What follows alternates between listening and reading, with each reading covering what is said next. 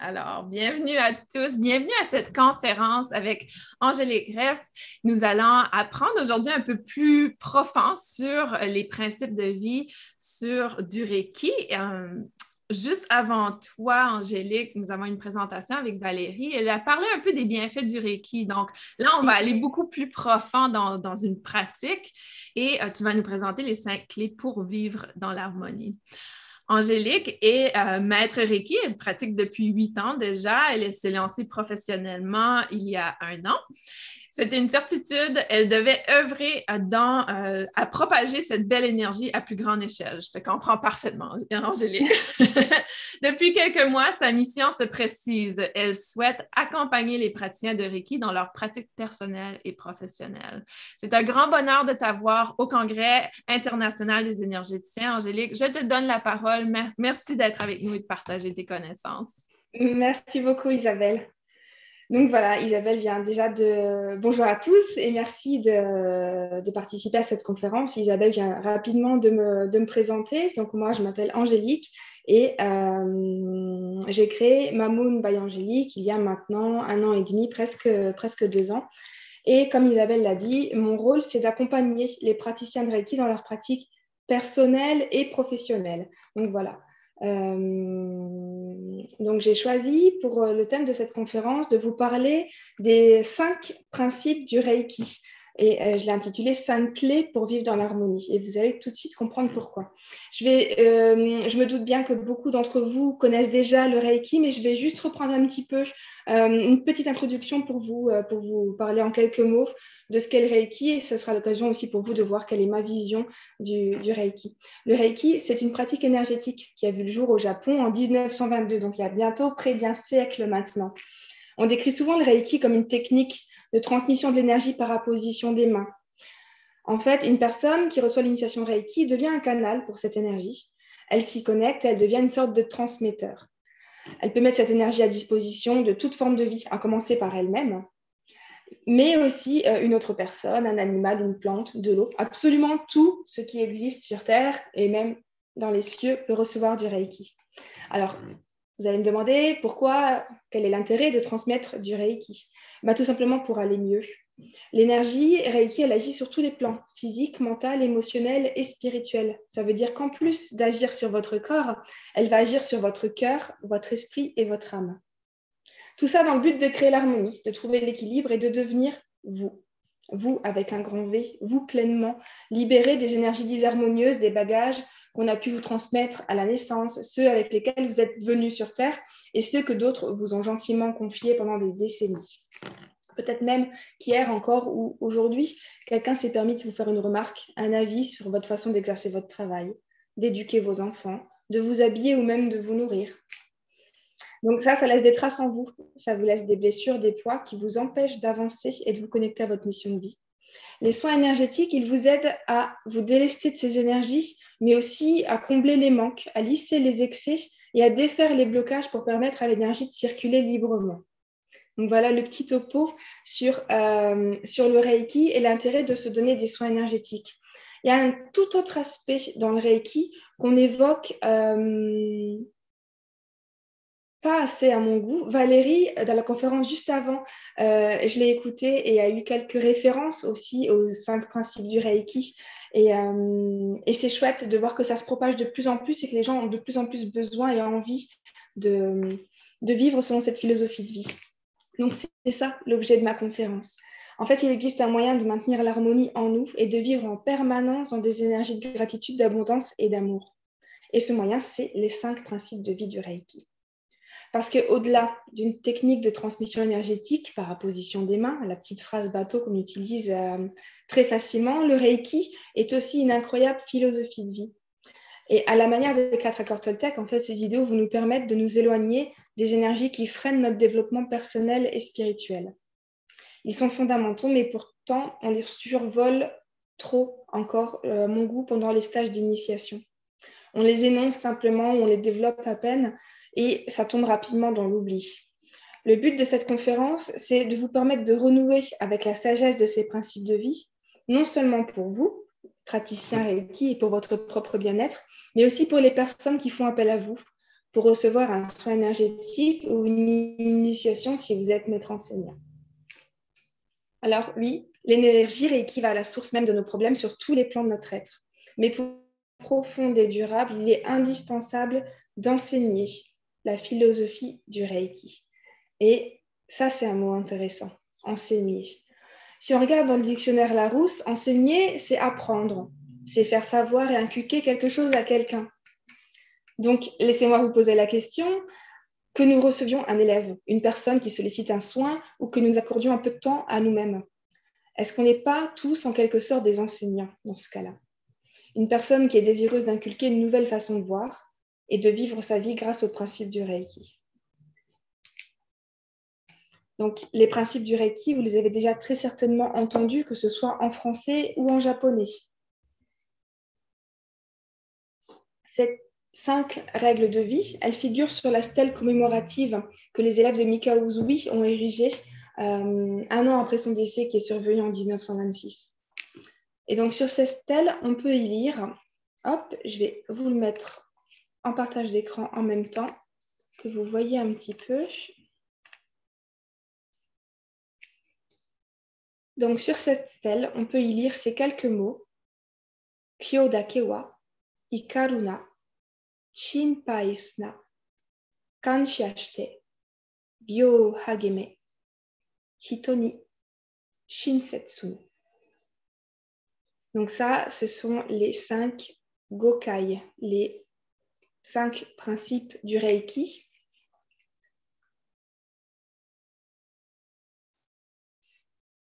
En japonais.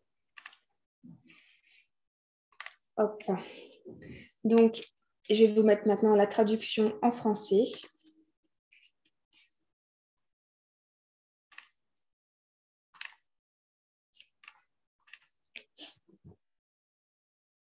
Donc, c'est la traduction, vraiment le pendant du japonais au français, juste aujourd'hui.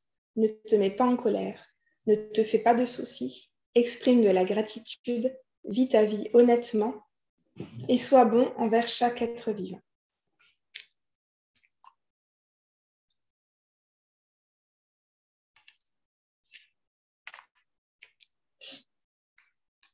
J'y reviendrai plus tard en détail sur le contenu et sur l'explication de ces deux façons de prononcer les idéaux en français et en japonais.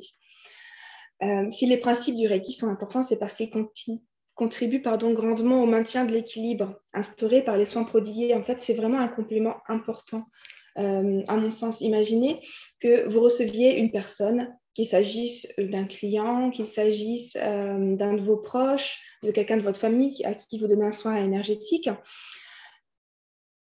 Imaginez que cette personne vive dans une atmosphère de travail très lourde, on pourrait même dire toxique. Elle reçoit des reproches, des critiques, elle a une charge de travail trop importante, des collègues qui sont peu sympathiques et des supérieurs qui sont peu compréhensifs. Et donc, cette personne vient chez vous pour recevoir un soin Reiki. Après quelques mots, vous allez l'inviter à prendre place sur la table de massage et vous lui offrez 45 minutes à 1 heure de pur bien-être. Après avoir allégé et réparé son aura avec le biozen, vous allez poser les mains sur elle, vous allez peut-être, en fonction de votre degré de pratique, lui donner une syntonie de guérison ou pratiquer une intervention psycho-énergétique pour l'aider au mieux à se défaire des énergies accumulées jusqu'alors. Cette personne, elle va repartir ravie, un peu fatiguée, mais surtout libérée et légère. Mais pour combien de temps? C'est ça la question. Combien de temps va-t-il s'écouler avant qu'elle ne revienne vers vous dans le même état? Parce que si une personne vient depuis un milieu qui est toxique, on la délaisse de ces énergies-là et on la remet dans ce même milieu de la même façon, et ben, il ne se passe pas longtemps avant que le même scénario se remette en œuvre. Et en fait, c'est pour ça que moi, ce que je vous propose, c'est d'intégrer un temps d'échange dans vos soins énergétiques, de modifier la structure de vos soins pour y intégrer vraiment un temps de parole et d'échange.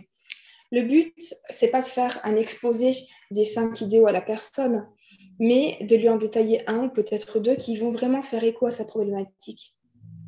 Laissez-moi vous donner quelques exemples. Je vais vous donner 2 exemples que j'ai détaillés. Par exemple, si une personne éprouve de la colère et de la rancœur de l'amertume ou des regrets, qu'importe, pour des choses qui sont liées à son passé, sur lesquelles elle ne peut plus revenir. Moi, je parlerai du troisième idéal et de l'importance d'éprouver de la gratitude envers ces petits pas qui l'ont menée jusqu'à aujourd'hui, de la gratitude pour ces rencontres qui font d'elle la personne qu'elle est devenue. Je l'inviterai à se libérer, à vivre l'instant présent, de se recentrer sur elle, et qu'une fois les émotions négatives passées, peut-être qu'elle arrivera à tirer de ces expériences des forces, en fait. L'objectif, c'est pas qu'elle continue de dire à cause de ça et éprouver et alimenter cette émotion négative, mais l'objectif, c'est qu'elle arrive à dire grâce à ça, aujourd'hui, je suis ça. Donc voilà pourquoi est-ce qu'on va lui offrir un nouveau regard, en fait, sur sa situation. C'est pas juste, elle est venue de là, on l'a fait aller mieux, 1 semaine, 2 semaines, mais elle retourne dans le même environnement et elle va se remettre à faire les mêmes fonctionnements. Pour vraiment qu'il y ait un nettoyage profond, pour vraiment qu'il y ait des bienfaits durables dans la pratique du Reiki, on a besoin d'offrir à la personne une autre perspective, un autre point de vue, de lui offrir des outils pour lui permettre de revoir sa vie sous un autre œil. Et donc, c'est pour ça que les idéaux du Reiki sont super importants. Je prends un autre exemple. Si une personne, au contraire, vient et a toujours peur de l'avenir, si elle imagine tout le temps les pires scénarios, une rupture, un renvoi, une infertilité, une maladie, moi, je lui parlerai de l'idéal, ne te fais pas de soucis. Et de l'importance de ne pas donner justement d'importance aux choses qu'on ne veut pas voir se manifester dans notre vie. Imaginez que vous avez 2 plantes dans un pot. Il y en a une que vous aimez et que vous aimeriez voir grandir. Il y en a d'autres qui est toxique, qui est dangereuse pour votre santé et celle de votre entourage.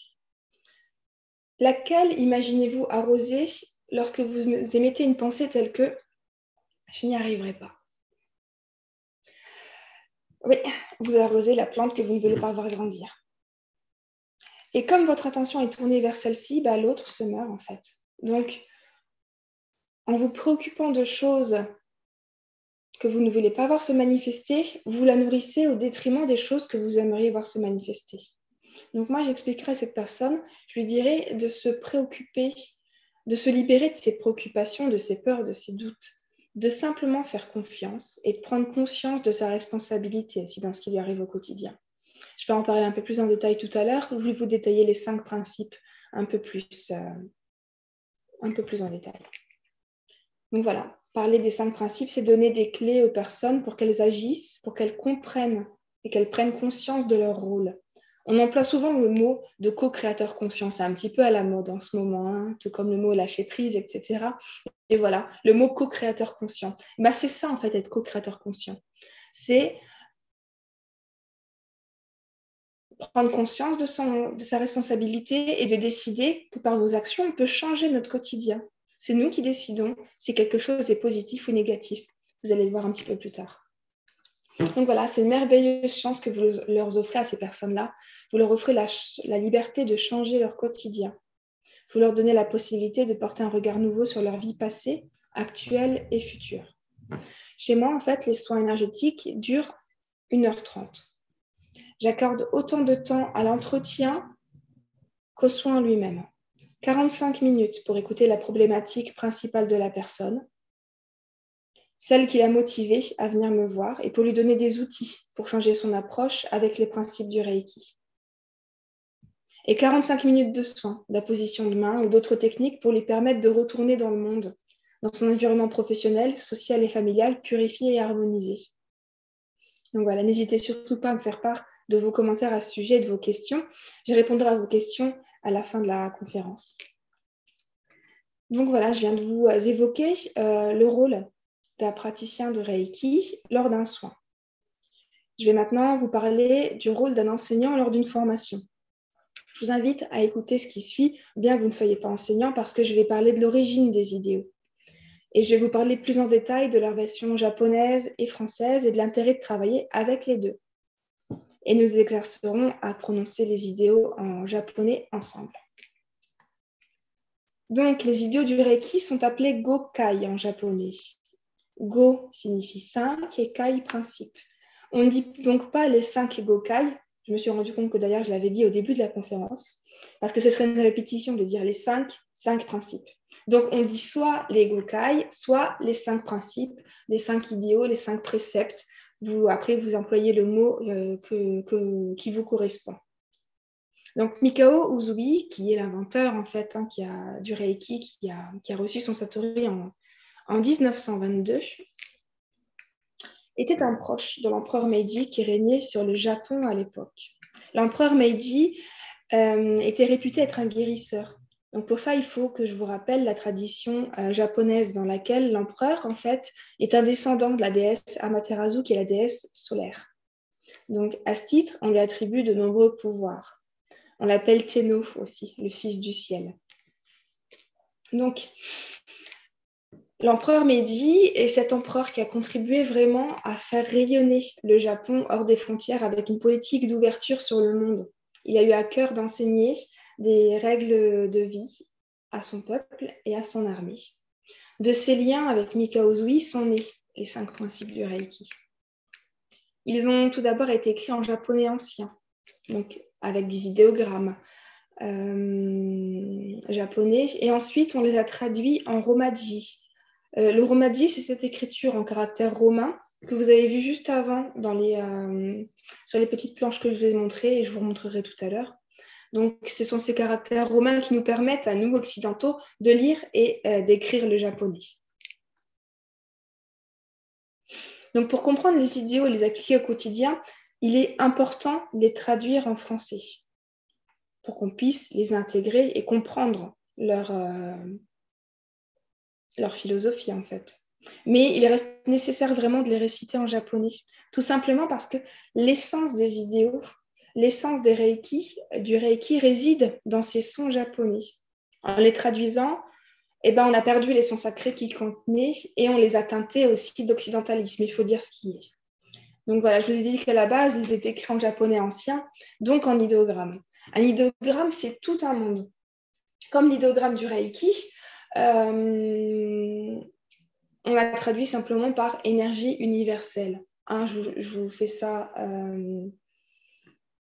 très succinctement, mais si vous allez lire l'article que j'ai écrit sur mon blog, vous allez voir qu'en fait, c'est bien plus que ça. Un idéogramme, c'est tout un monde. Les Japonais, quand ils écrivent en idéogramme, ils sont très abstraits. Et le réduire à un seul mot, c'est très difficile parce que chaque personne, finalement, qui va regarder un idéogramme peut y voir quelque chose de différent en fonction de sa propre histoire, de son identité, de son origine, de ses croyances. Donc,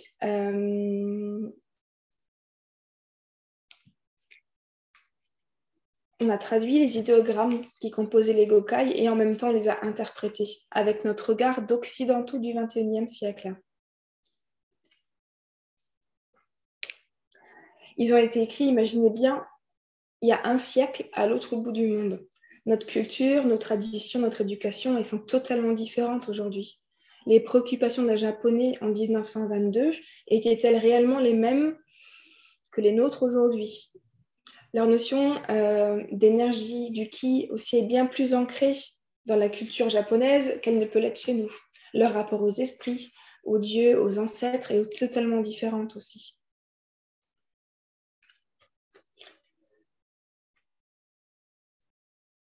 Les principes tels qu'ils figurent dans de nombreux manuels aujourd'hui ont même été inversés.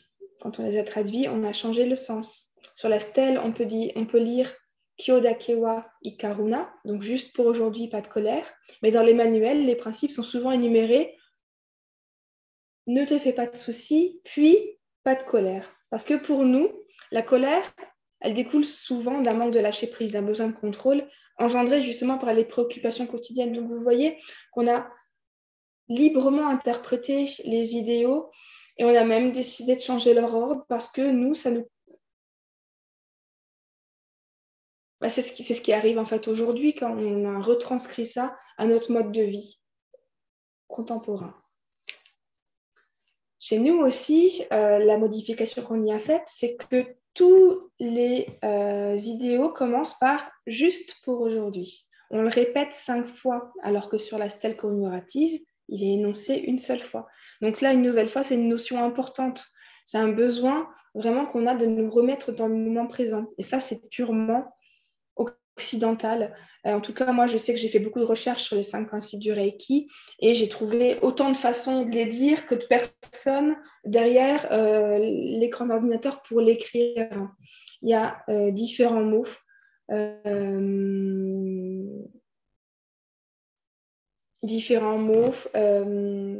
Voilà, pour les traduire.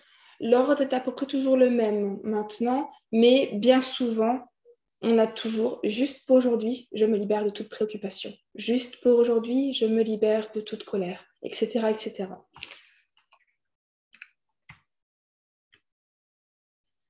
Donc, vous voyez que ces 6 petites lignes, les 16 mots japonais de base ont été largement modulés. Et je suis persuadée encore que si on montre ces idéogrammes à quelqu'un dans 200 ans, pour qu'il les traduise, quelle que soit son origine, hein, quelle que soit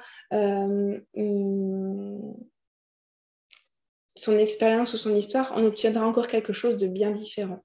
Parce que forcément, quand on va interpréter quelque chose, on va le remettre au goût du jour. Là, on n'est plus au Japon en 1922, on n'est pas encore à l'aube d'une grande guerre, on n'a pas d'armée impériale. Vous voyez, c'est totalement différent aujourd'hui. Oui, on a d'autres soucis. Je pense pas qu'ils imaginaient qu'on appliquerait ces idéaux en période de confinement liée au Covid-19 ou ce genre de choses, vous voyez. Donc, c'est totalement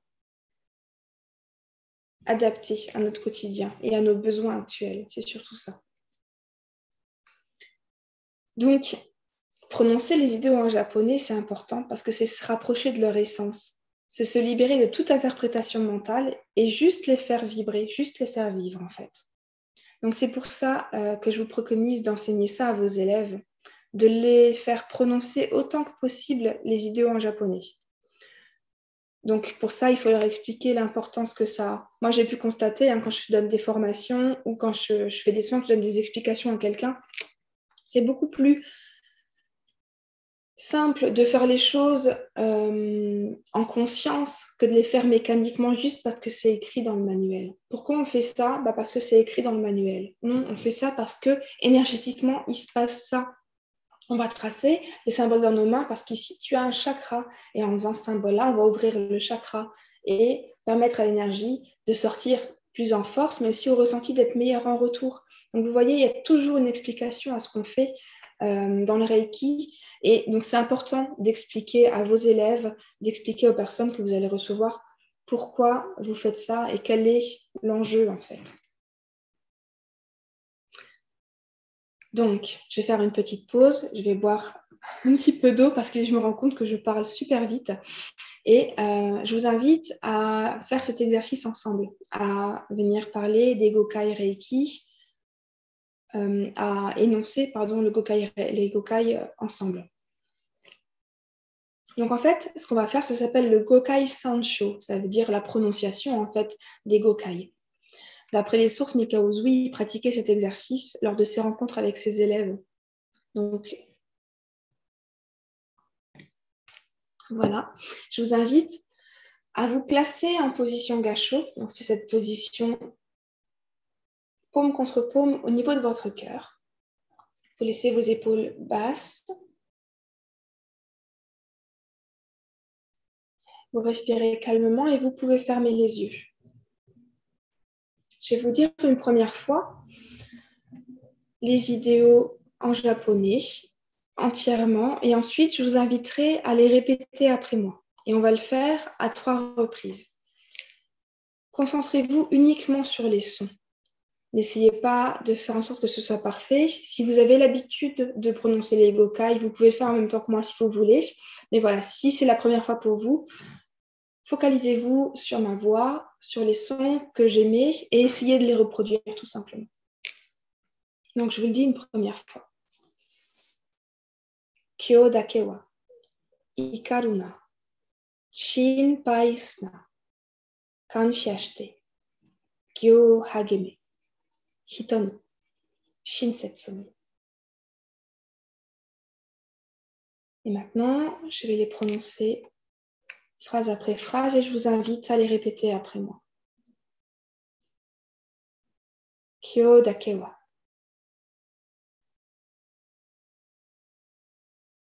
ikaru na shinpai su na kansha shite gyo hageme hito ni shinsetsu ni. Une deuxième fois. Kyo dake wa ikaru na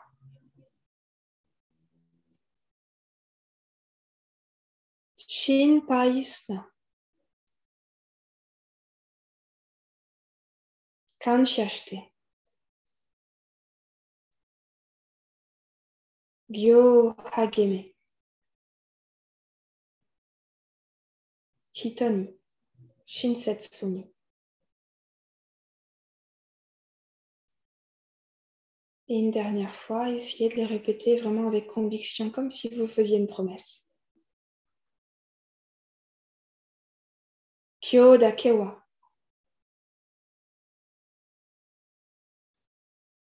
ikaru na shinpai su na kansha shite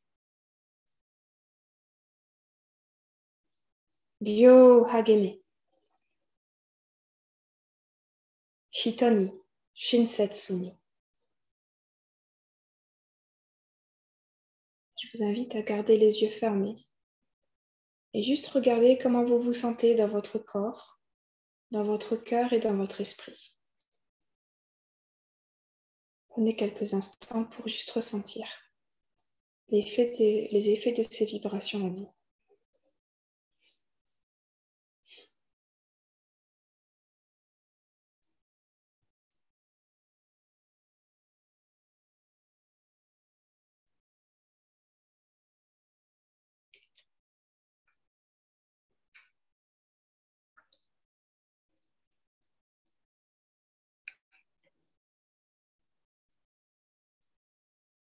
Et quand vous voudrez, vous pourrez rouvrir les yeux et revenir.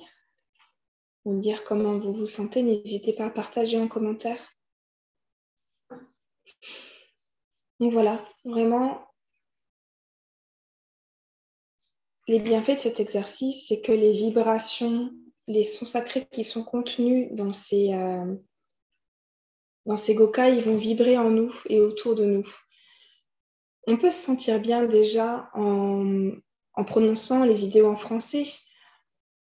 Il y a aussi plein de belles énergies, mais il y a vraiment ces sons sacrés qui sont contenus uniquement dans le japonais et qui s'envolent en fait quand on va venir les prononcer en français. Donc, on peut aussi bien les comprendre et intégrer leur philosophie, mais aussi les faire vibrer tout simplement. Cet exercice, il est bénéfique pour vos nouveaux élèves, mais il est aussi bénéfique pour vous qui leur enseignez le Reiki et qui leur donnez des soins. Est-ce que vous pratiquez régulièrement le Kokai Sancho? Sur la stèle commémorative, une nouvelle fois de Mikao Uzui, il est préconisé de le faire le matin et le soir. Donc, je vous invite chaleureusement à vous prêter à cet exercice, à faire résonner les Gokai en vous et à les faire entrer dans chaque cellule de votre corps et de votre âme. N'hésitez pas à les pratiquer aussi avec vos élèves lors des formations. Au premier degré, habituellement, on évoque les principes en français. Pourquoi ne pas les intégrer au deuxième degré comme un outil supplémentaire? Et si vous organisez des ateliers aussi avec des praticiens, n'hésitez pas à proposer cet exercice. Il peut être réalisé par tout le monde, quel que soit le degré d'initiation. Donc maintenant, je vais vous parler de notre interprétation des idéaux du Reiki en français.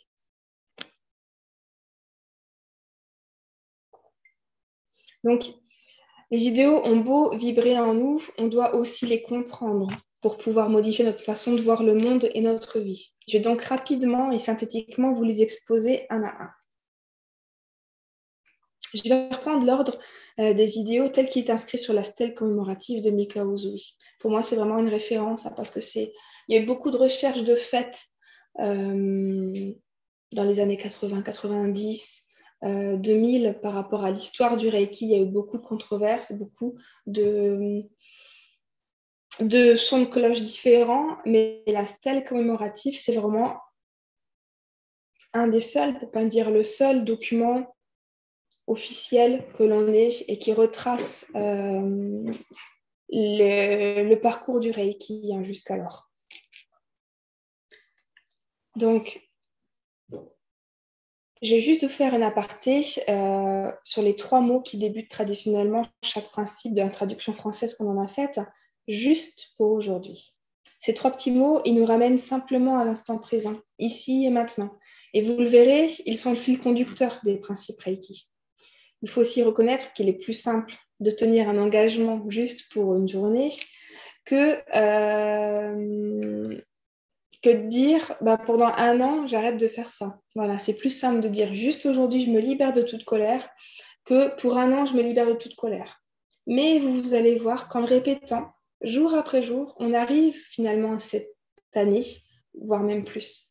Donc voilà, c'est plus simple à tenir. Ça nous paraît moins irréalisable. Donc, le premier idéal, Reiki, juste pour aujourd'hui, ne te mets pas en colère. La colère, c'est une émotion qui est destructrice. Lorsque on se met en colère, il faut visualiser vraiment comme un nuage d'énergie négative qui émane de nous. Et ce nuage, il ne va pas bien loin. Il stagne bien souvent dans notre aura. Alors imaginez l'effet de la colère jour après jour, encore et encore et encore. On surcharge notre aura d'énergie négative qui va finir par former une boule compacte et peut-être se matérialiser dans notre corps physique sous forme d'une douleur, d'une maladie. Et ça ne s'arrête pas là. En fait, à notre contact, les personnes de notre environnement professionnel, familial, récupèrent un peu de cette énergie négative. Donc, on la transmet autour de nous, à la boulangère, qui se l'a dit en passant n'a rien demandé, qui ne peut strictement rien à l'objet de notre colère. La boulangère qui elle-même va répercuter cette mauvaise humeur au client suivant, qui n'est autre que notre voisin.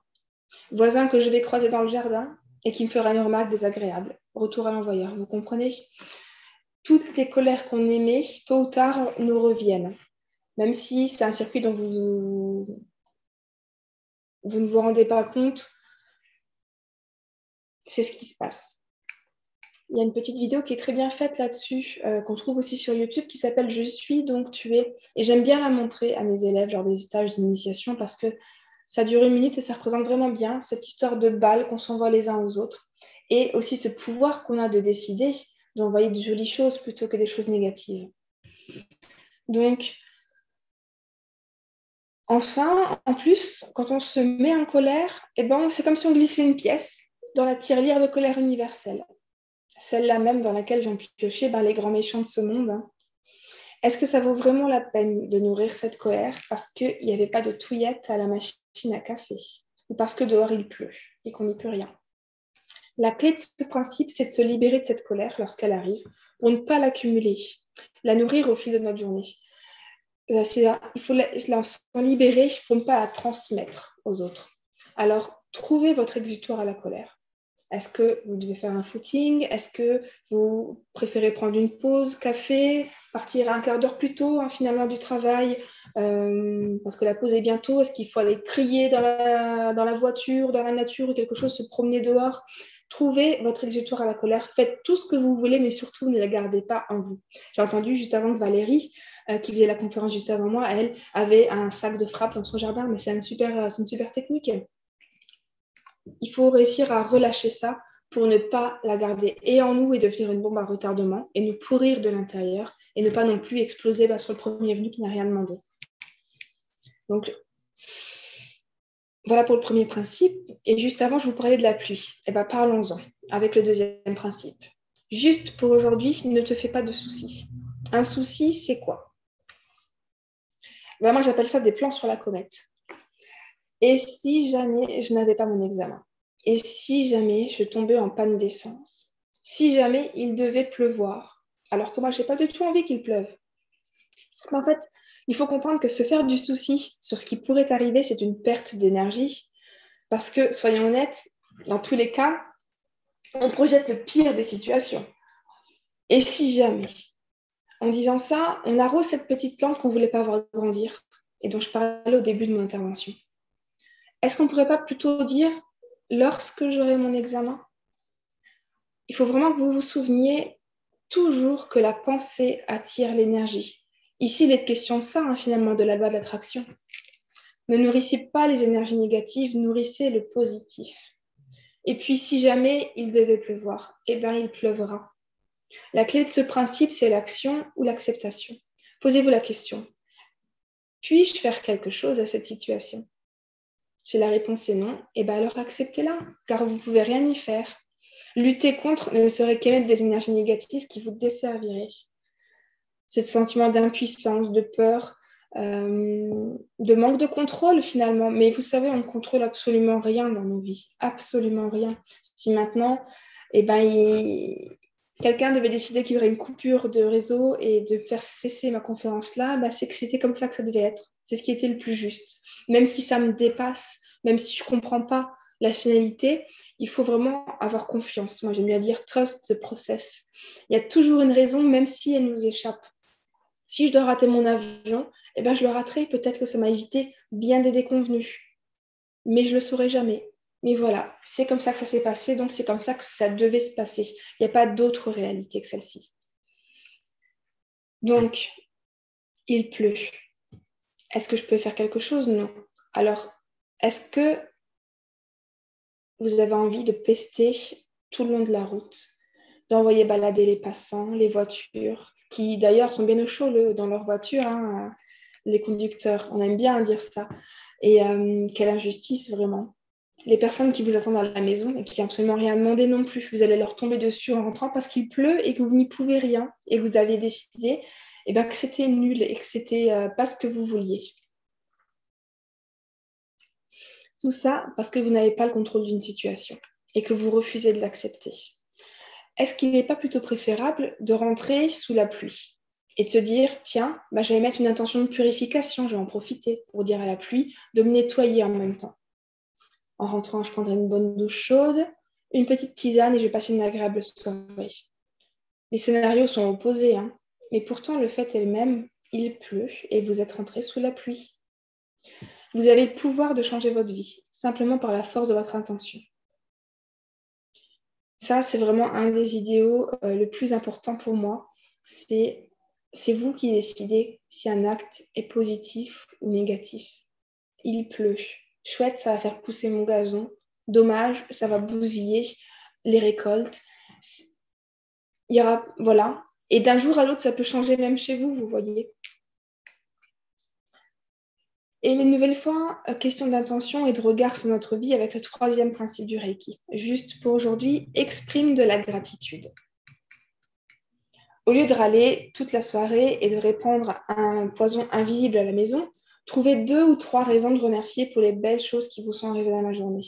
Ce n'est pas forcément avoir gagné au loto, mais l'aide d'un collègue, le sourire d'un passant, une fleur qu'on vous a offerte ou simplement un petit rayon de soleil.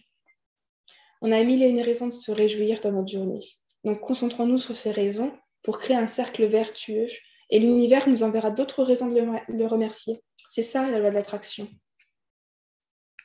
Ce principe, on peut aussi, il est surtout tourné vers notre passé. Est-ce que vous avez remercié pour les événements, pour les rencontres de votre passé? C'est l'accumulation de ces événements qui, pas à pas, vous ont mené jusqu'à aujourd'hui et jusqu'à la belle personne que vous êtes aujourd'hui. On dit souvent, si j'avais su avant, et je l'entends régulièrement dans mes formations, mes élèves me disent, oh, si j'avais découvert le Reiki avant. Mais non, parce que c'est impossible. C'est justement tous ces pas que vous avez faits dans le passé qui vous ont mené là aujourd'hui. Sans ça, on ne pourrait pas être là. Donc, merci à tous ces événements de m'avoir fait découvrir le Reiki au moment opportun, au moment où j'en avais besoin et surtout au moment où j'étais prête à l'accepter et à lui faire une place dans ma vie.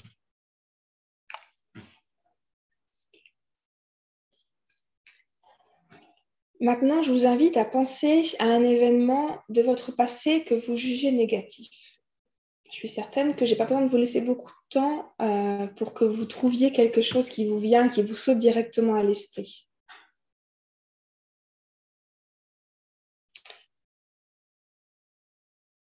Et oui, j'ai bien dit quelque chose que vous jugez négatif. Parce que peut-être que moi, je trouverais que cet événement est super positif si j'étais confrontée. Ou de mon point de vue, j'ai trouvé que finalement, vous n'allez pas vous en rendre compte, mais grâce à ça, tu as pu faire ci, tu as pu faire ça, etc. Souvenez-vous de la pluie. C'est vous qui décidez si c'est positif ou négatif. Ce n'est pas vos amis, pas votre famille, ni même la société. La clé de ce principe, c'est de réussir à jeter un regard nouveau sur notre passé, à dire grâce à ça et non pas à cause de ça. Grâce à cet événement, aujourd'hui, je suis plus autonome, je suis plus forte, je suis plus indépendante, plus prudente ou plus organisée. L'univers nous envoie tout le temps des électrochocs tout au long de notre vie pour qu'on puisse apprendre ce que nous sommes venus apprendre. Il faut tirer les leçons de ces expériences qui sont là pour nous faire grandir. Vous savez, nos guides, l'univers, ils ne sont pas là pour nous jouer des tours et jouer avec nous comme si on était des petites fourmis qu'on essaye de griller avec une loupe. Je pense vraiment profondément et sincèrement que tout se met en place pour que notre âme, elle apprenne, elle grandisse grâce à cette vie-ci qu'on est venu vivre maintenant sur Terre. Vous ne pensez pas? Je vais vous donner un exemple d'une personne, un garçon qui est venu se faire initier au Reiki. C'est marrant parce que sur 115 initiés que j'ai maintenant, j'ai eu 3 garçons seulement qui sont venus se faire initier au Reiki. Donc il y a beaucoup, beaucoup plus de femmes dans ce domaine, dans ce milieu que d'hommes. Et cet homme, quand j'ai abordé cet idéal, il n'y croyait pas du tout parce qu'il sortait d'un procès qu'il avait perdu et dans lequel il avait perdu 10 000 dollars, j'allais dire 10 000 euros. Parce qu'il y a un contrat qu'il avait mal rédigé à l'époque et il s'est fait arnaquer en fait. Et donc, il a perdu 10 000 euros. De mon point de vue, je lui dis, c'est super, tu as appris une belle leçon là. Parce que maintenant, tu vas faire attention à tes contrats. Peut-être que si cet épisode n'était pas arrivé, tu aurais eu beaucoup plus gros à perdre par la suite, ton entreprise tout entière, ou tu aurais dû payer encore, liquider, etc., et payer pendant des années et des années. Là, c'est un petit avertissement. Tu as perdu, j'ai envie de dire que 10 000 euros, je sais que c'est beaucoup, mais finalement, il y avait une leçon à la clé. Et son entreprise continue et j'espère que cette personne-là a tiré les bénéfices de cette leçon qui lui a été donnée, de faire attention à ses contrats, de se former par rapport à ça ou peut-être d'embaucher une personne qui sera en mesure de l'aider dans la rédaction de ses contrats. Donc voilà, je ne sais pas si vous comprenez, mais j'avais eu beaucoup de mal à lui faire comprendre ce point de vue, le côté positif de la situation. On ne peut pas revenir sur le fait qu'on a signé un contrat dans lequel il manquait des clauses. C'est fait. Par contre, on peut se servir de cette expérience, bonne ou mauvaise, pour l'avenir, pour ne pas reproduire ces erreurs. C'est comme l'avion dont je vous parlais avant, finalement. Est-ce que c'est positif ou négatif d'avoir raté cet avion? Parce que ça m'est arrivé. Et donc voilà, ça c'est vraiment votre point de vue. Mais je vous invite à essayer de voir le plus possible le positif dans votre vie, à revoir votre passé, à vous dire, tiens, finalement, ça, quand j'y pense, je trouve que c'est négatif. Mais finalement, est-ce que c'est si négatif que ça? Est-ce que j'en ai pas tiré une force quelque part? La vérité, justement, c'est l'objet du 4e principe du Reiki. Juste pour aujourd'hui, vis ta vie honnêtement. Ici, il n'est pas question d'être honnête au sens pénal du terme, tu ne voleras point. Et je sais, j'étais greffière dans une autre vie. J'étais gendarme pendant 7 ans, puis greffière pendant 7 ans, et me voilà maintenant maître Reiki. Mais tout ça, ça fait partie de mon parcours, et ça fait de moi la personne que je suis aujourd'hui. Ça m'a beaucoup plus formée que je l'aurais pu l'imaginer en termes de rédaction, parce que j'ai écrit beaucoup de synthèses, beaucoup de procès-verbaux, beaucoup de jugements. Et aujourd'hui, ça me permet d'écrire avec une facilité et avec une aisance que j'ai pu acquérir tout au fil de ces années que je n'aurais pas eu sinon. Donc, merci pour ça. Donc, ici, on vous parle plutôt d'honnêteté, d'être honnête envers vous et envers les autres. Est-ce que vous êtes vraiment honnête envers vous-même? Vous êtes né tel jour, à telle heure, à tel endroit, sous tel ciel astral. Et tout ça, ça fait de vous la personne que vous êtes aujourd'hui et personne ne pourra jamais changer ça, pas même vous. Vous pourrez que vous cacher, vous abîmer, mais vous connaissez l'adage, chasser le naturel et il revient au galop. Donc, arrivez-vous à dire oui quand vous voulez dire oui, à dire non quand vous voulez dire non. Ça commence par ça, l'honnêteté. Ce qui se passe en fait, c'est que nous attendons de l'amour de la part des autres. Elle en a parlé aussi, Valérie, juste avant. Hein. C'est une conférence qui a beaucoup résonné avec celle que je suis en train de faire. Et j'ai reconnu des phrases qu'on répète régulièrement dans les principes du Reiki. Et donc, elle a parlé de cet amour qu'il fallait qu'on se porte à soi-même.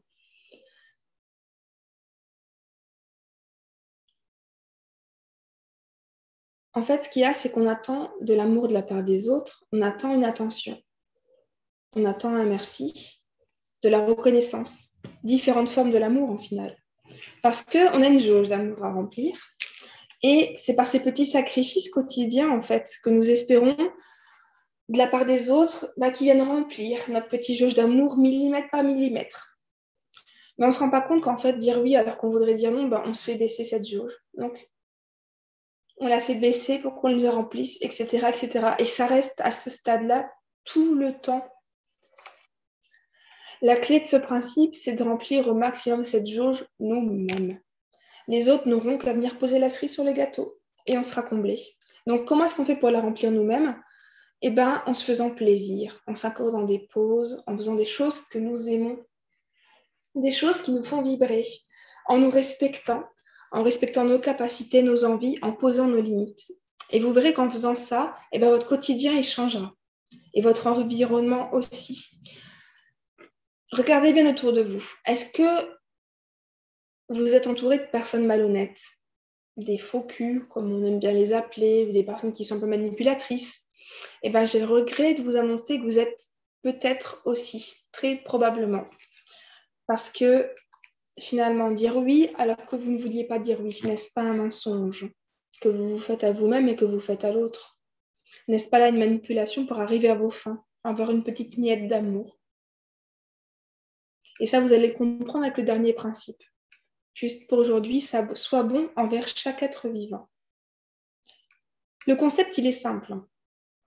Je n'existe pas indépendamment, pas plus qu'Isabelle qui organise ce congrès, pas plus que Valérie qui était là juste avant, que votre patron, que votre partenaire, que votre voisin, que vous-même. En fait, on est tous une parcelle de la même vie, la vie avec un grand V. C'est comme si cette vie, c'était un océan et qu'on était tous des gouttes d'eau. On est tous interconnectés. Et si une goutte de colorant venait tomber dans l'eau, on serait tous affectés. Si je me fais du mal, je fais du mal aux autres. Et si je fais du mal aux autres, par extension, je me fais du mal aussi. Notre interconnexion, elle va encore plus loin. Les petites gouttes qui se trouvent autour de nous, elles reflètent celui ou celle que nous sommes. Donc, si vous trouvez que vous êtes entouré de personnes malhonnêtes, il y a de grandes chances que ces personnes reflètent qui vous êtes. Que vous ne soyez pas vraiment honnête vous-même, pour reprendre le principe précédent. L'inverse est aussi vrai. Si vous décidez d'être vrai et authentique, votre environnement changera aussi et les personnes le deviendront aussi. L'autre est notre miroir et c'est vrai dans les deux sens. Il vous reflète qui vous êtes, mais il reflète également aux autres qui ils sont. Est-ce que vous comprenez ce principe ? Est-ce qu'on vous a récemment fait une remarque désobligeante sur votre physique, votre façon de travailler, sur n'importe quoi ? Il y a des chances pour que vous ayez reflété à la personne ses propres défauts. Moi, j'ai compris ça quand j'étais greffière à Nouméa. Je faisais 60 kilos et on me reprochait d'avoir du ventre. On m'a dit, mais Angélique, vous avez du ventre ? J'ai dit oui. Mais vous êtes enceinte ? Ah non. Ah faudrait aller voir un médecin. Ah. Et là, j'ai compris. On me l'a tellement répété que l'autre est notre miroir, etc. Tout comme ces concepts de co-créateur conscient, de lâcher prise, de contrôle, etc. C'est des choses qu'on nous répète, mais qu'on n'arrive pas forcément à assimiler. Et là, ça a percuté en moi. Je me suis dit, mais bien sûr. C'était tellement flagrant que cette personne, malheureusement, ne me parlait pas à moi, mais se parlait à elle. Et j'ai presque eu de la peine pour elle à ce moment-là quand j'ai compris ça, que c'est pas à moi qu'on faisait un reproche physique, mais c'était vraiment elle-même.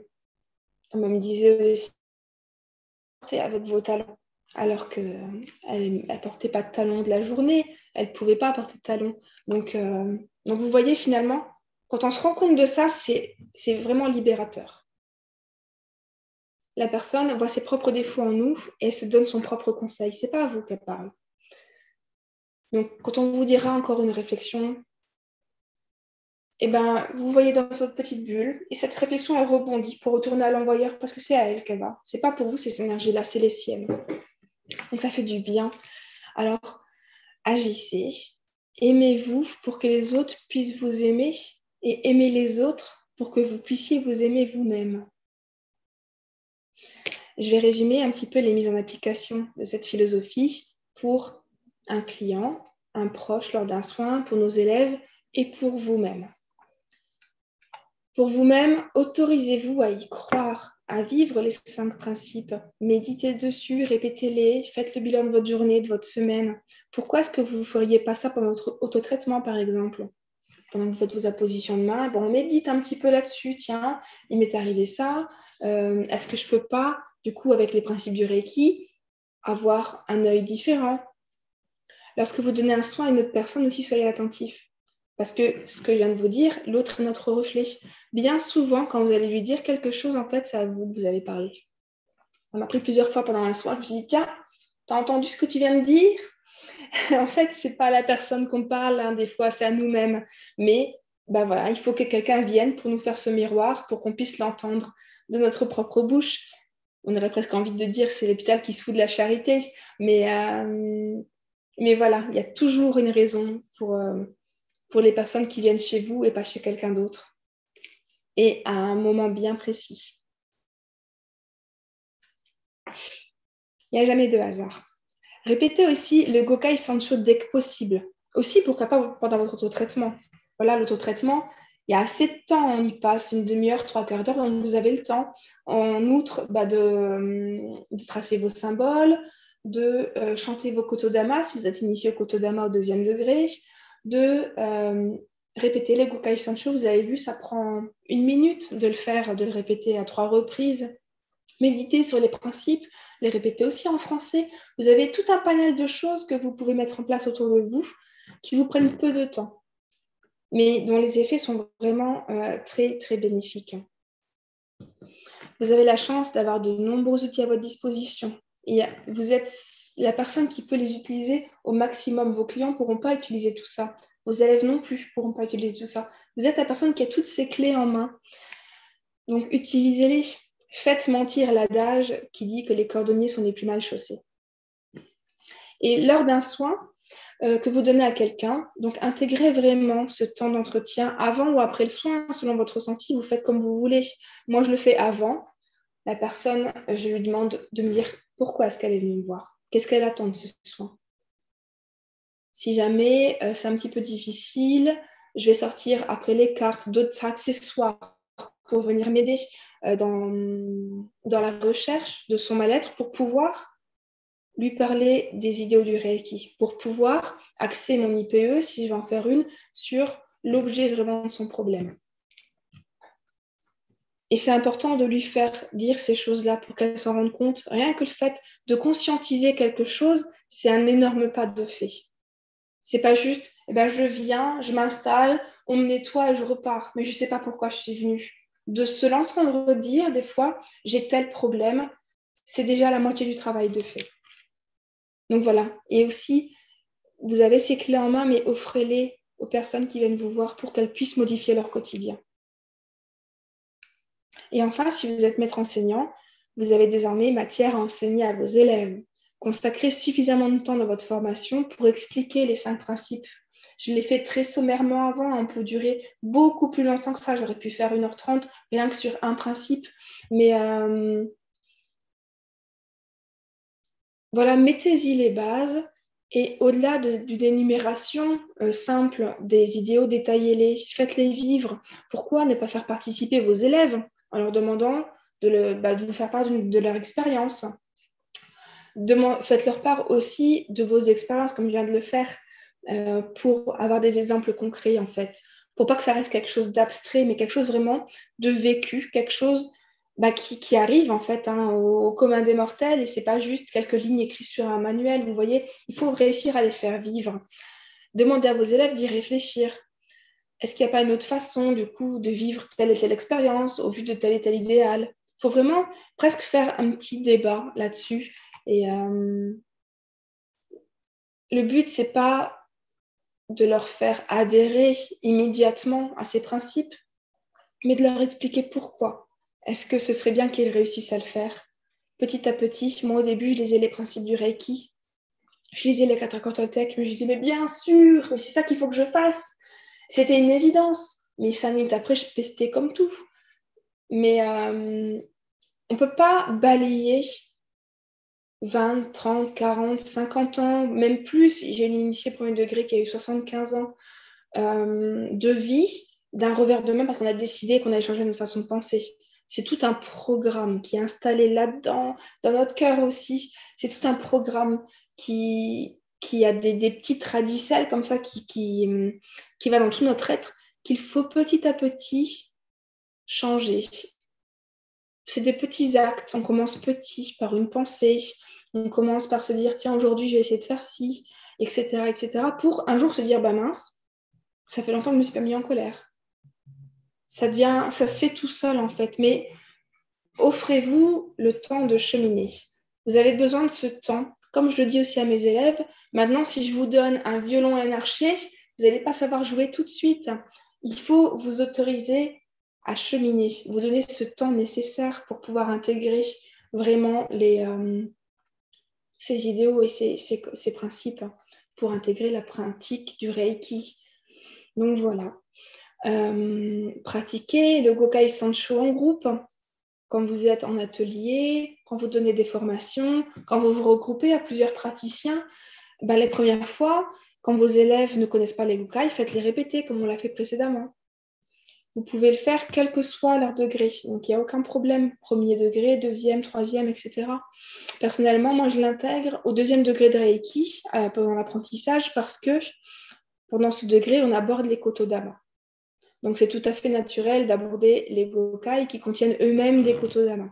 Mais je m'égare en parlant de ces sons sacrés. Donc, j'y reviendrai très certainement, mais pendant une autre conférence. Parce qu'il y a énormément à dire là-dessus. Voilà, j'ai terminé de faire ma présentation. Je suis disponible maintenant si vous avez des questions. En tout cas, je vous remercie de m'avoir écouté. Isabelle. Un énorme merci, Angélique. C'était très intéressant. Je vais donner le temps aux gens d'écrire leurs questions dans la section commentaires. Pour moi, étant également enseignante Reiki, c'est quelque chose qui, m'a personnellement beaucoup apporté, apporte beaucoup quand on est dans l'apprentissage, mais aussi j'ai réalisé que dans ma forme d'enseignement, on m'a enseigné à le faire avant chaque pratique Reiki.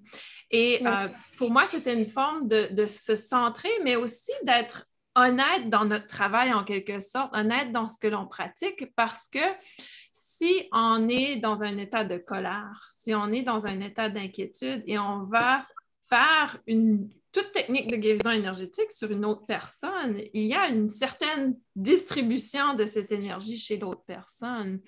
Et je crois qu'au départ, en termes de praticien, c'est tout autant important que pratique personnelle également. Qu'est-ce que tu en penses? Oui. Non, mais c'est vrai, tu as raison. Quand tu parles de recentrage, en plus, c'était en plein dans les énergies de la pleine lune d'avant-hier, de se recentrer sur soi. Et c'est vrai qu'en se mettant juste aujourd'hui, en s'autorisant à juste réciter les Gokai, je ne sais pas si tu l'as fait en même temps que nous tout à l'heure, mais on pense à rien d'autre, quoi. On est juste là maintenant à faire vibrer ces sons, à renouer vraiment avec l'origine du Reiki.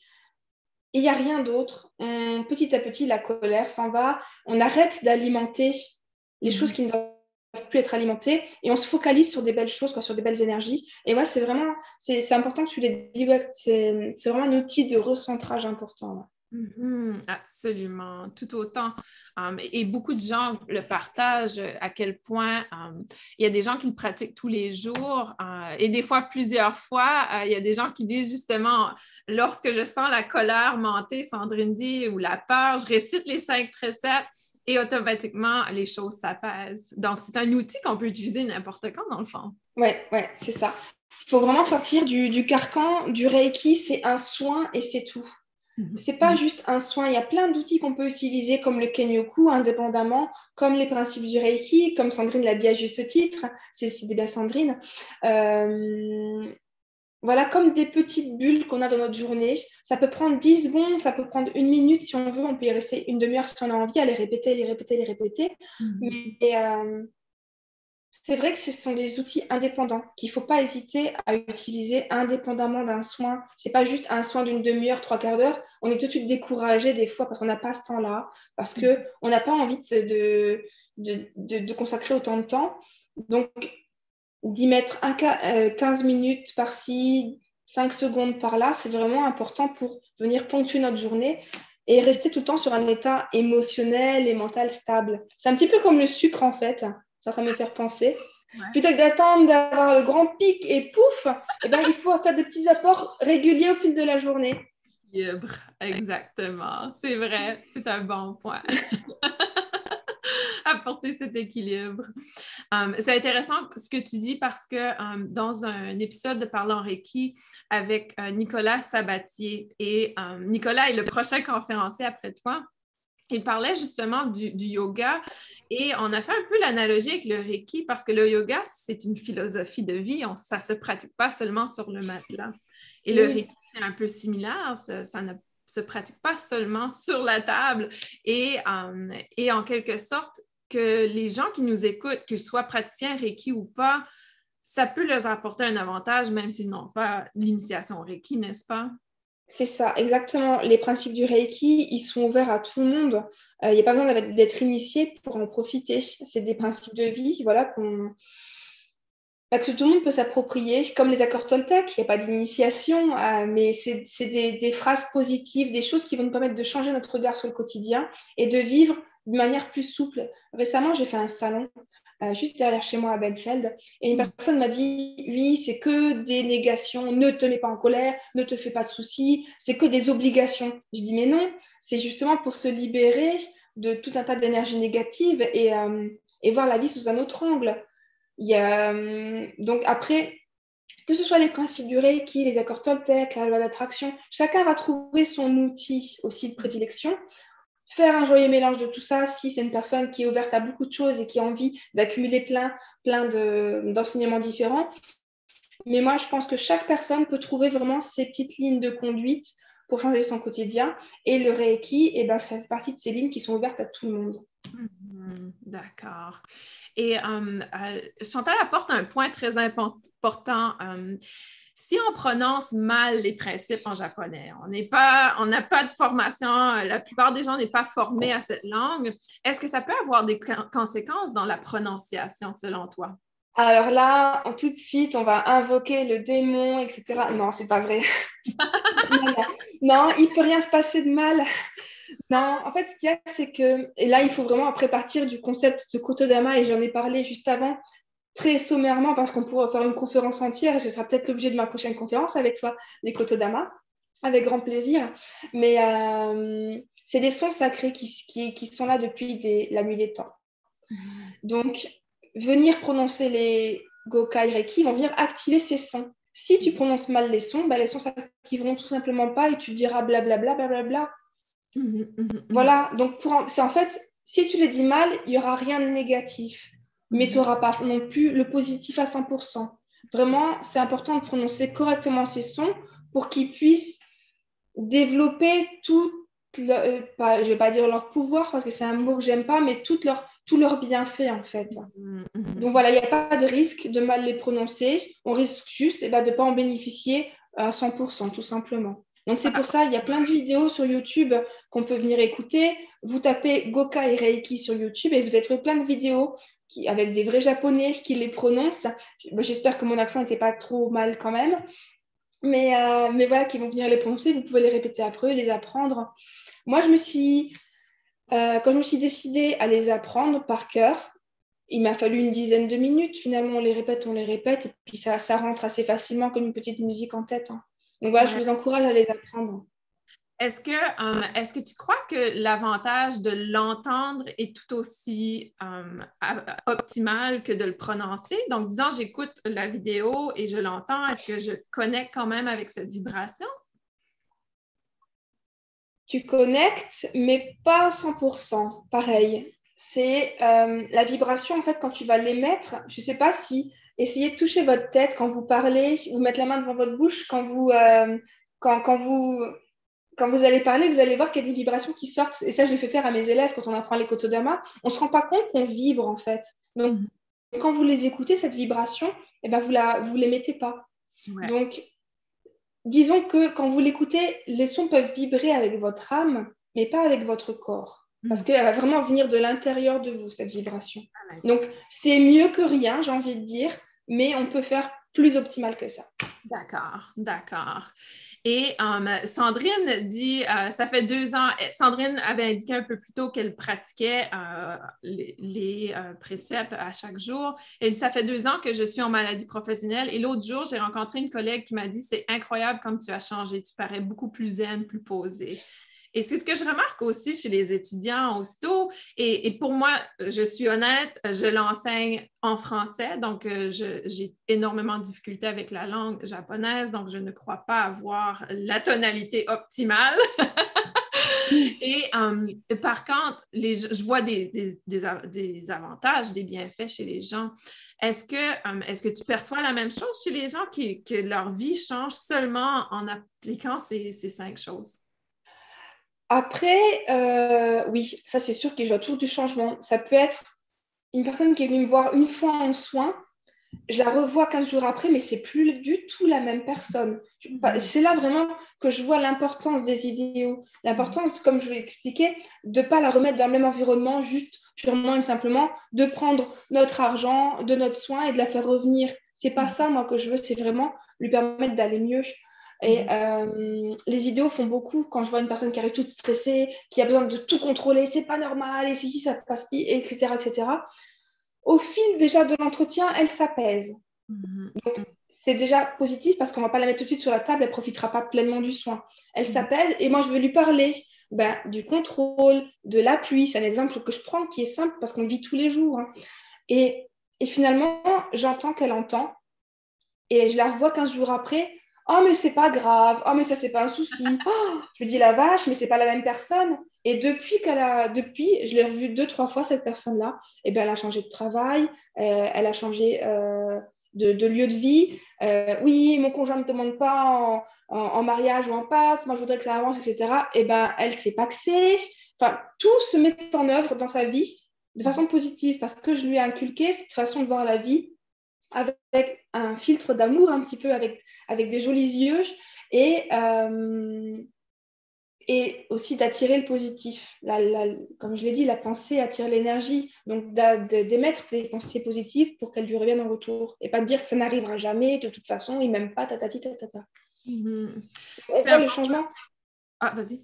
Ouais, je disais, on voit le changement, que ce soit une personne qui vienne en soins une fois, ça peut être vraiment radical, ou une personne qui vient en formation Reiki, ça Mhm. peut être aussi une révélation. Mais chacun va à son rythme. Et c'est ça que je disais aussi récemment sur mes réseaux sociaux, il ne faut pas se comparer. Pas parce Mhm. qu'un tel a une révélation que nous, on ne l'a pas eu, bah, que c'est râpé, quoi. Chacun Mhm. va à son rythme et chacun vit ce qu'il doit vivre. Donc chez Mhm. certains, ça peut être très rapide parce qu'il était temps que ça arrive. Et chez d'autres, eh ben, ça va prendre plus de temps. Mais le cheminement fait partie du processus. Exactement, complètement. Et tu as mentionné quelque chose au début qui m'a marqué, et c'est cet aspect, nous sommes tous des enseignants. Donc, dans le fond, les auditeurs qui nous écoutent, qu'ils sont initiés au Reiki ou pas, s'ils travaillent, s'ils accompagnent des gens, c'est une façon qu'ils peuvent continuer l'accompagnement des gens à l'extérieur des séances, c'est de leur, si pour eux ça leur parle, ces 5 préceptes, de l'enseigner aux gens qu'ils accompagnent, dans le fond. Ah, bah oui, absolument. J'ai même vu des personnes que moi, j'avais accompagnées lors de soins être enseignant pour les personnes qui sont chez eux à la maison. Parce que finalement, on me parle de leur mari qui est comme ci, qui est comme ça. Elles rentrent et elles leur racontent ce qu'elles ont vécu pendant le soin. Et elles vont elles-mêmes distiller ces idéaux en dehors de la séance. Et peut-être que le mari en parlera à ses collègues, etc., etc. Donc, c'est vraiment une toile d'araignée qui se forme. C'est pour ça que je dis qu'on est tous des enseignants. Même les personnes qui viennent recevoir cet enseignement vont le redistiller derrière. Et ça, c'est super. C'est magnifique. C'est cette énergie qui se propage et propage. Oui, Et oui. propage. Ouais. C'est ça que j'adore quand je regarde maintenant le nombre de personnes que j'ai accompagnées en soins, le nombre de personnes que j'ai formées au Reiki, même des maîtres maintenant qui commencent à former eux-mêmes d'autres praticiens. Je me dis, tu t'imagines cette vague de Reiki qui se propage, qui part de Benfeld et qui part un petit peu aux alentours si tout le monde fait ça. Et c'est super, quoi. C'est ça que j'aime faire, ça j'adore. Et ça se ressent. Un énorme merci, Angélique. Merci Isabelle. Merci beaucoup de m'avoir écouté tout le monde. Oui, absolument. Et pour ceux et celles qui écoutent en rediffusion, mais aussi pour ceux et celles qui sont en direct, j'ai partagé le lien de ton blog que tu faisais référence à pendant la présentation. Donc, les gens peuvent y accéder à partir de la section commentaires. J'y ai placé le lien. Et également, dans la section description de la vidéo d'aujourd'hui, ils peuvent te trouver s'ils veulent connecter avec toi dans les prochaines semaines, années, peu importe. Merci beaucoup. Oui, et notre prochaine conférence va être avec Nicolas Sabatier qui va nous parler un peu une suite d'être à l'écoute de soi sur l'aspect de se protéger pour protéger les autres également. Donc, on parle d'énergie, souvent on a cet aspect d'influence énergétique entre les différentes personnes. Justement, hier, nous avons eu une petite présentation sur le Human Design avec Ness et elle nous a parlé de comment on peut être vulnérable aux énergies des autres pour différents aspects. Donc, ça se lie très bien à la présentation qu'on va recevoir avec Nicolas. Ça va être à 16h30 pour ceux et celles qui sont en France et Belgique, 10h30 pour ceux et celles qui sont au Québec, en Martinique ou dans la région de l'Est des États-Unis. Alors, merci encore, Angélique. Merci tout le monde pour votre participation. Merci Angélique, Isabelle. est-ce que tu as un dernier mot pour nos participants? Je remercie tout le monde. Je te remercie encore une nouvelle fois publiquement de nous permettre de faire ces conférences et d'avoir créé ce congrès.